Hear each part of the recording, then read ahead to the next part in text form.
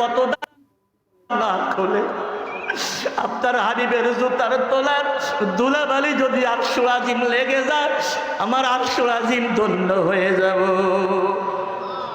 মদিনার ধুলাবালির কত দাম, মদিনার মাটির কত দাম, এই দেশের আলেম ওলামা ছিল না, মুফতি মোহাম্মদ বুঝলো না, বুঝেছে একজন, তিনি কবি নজরুল।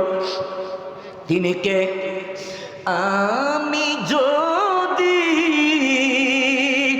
আরবে হতাম মদিনারি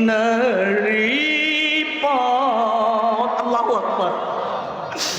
আমি যদি আরবে হতাম মদিনারি পথ, সেই পথে মোর চলে যেতেন, বলেন সেই পথে মোর চলে যেতেন নূর নবী হাজরা। আমি যদি, আল্লাহু আকবার, আমি যদি আরব হতাম,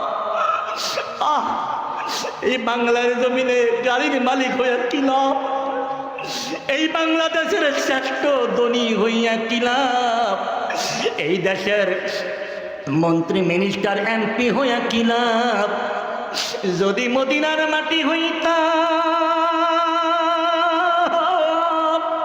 ওই মদিনার মাটি দিয়া নূরের নবীর কদম পড়তো, নিজেকে ধন্য মনে করতাম। সেই কথাটাই কবি নজরুল কত সুন্দর করে বললেন, বলেন মজা লাগলে বলবেন, আমি যদি আরব হতাম মদিনারি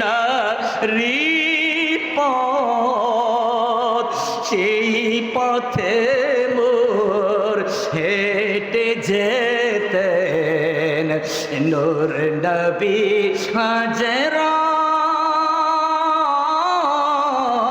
আল্লাহু আকবার। রে কবি নজরুল,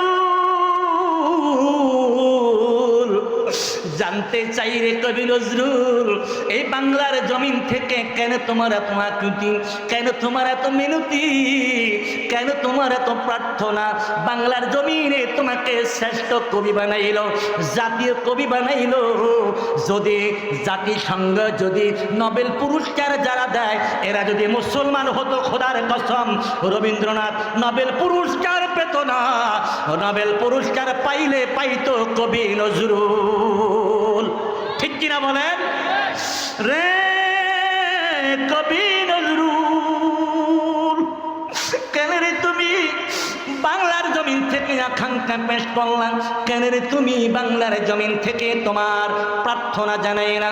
তুমি যদি আরবের মাটি হইতা, ওই আরবের মাটি দিয়া নূরের নবী হেঁটে যেত, তুমি ধন্য হইতা। আরে কবি নজরুল জবাব দেয়, জগৎবাসী শোনো, আমি শ্রেষ্ঠ কবি হইয়া কি লাভ হলো, আমি শ্রেষ্ঠ ব্যক্তিত্ব সম্মানিত হইয়া কি লাভ হলো? আমি যদি মদিনার মাটি হইতাম, ওই মাটি দিয়া নূরের নবী হেঁটে যেতেন, আমি নিজেকে সৌভাগ্য মনে করতাম।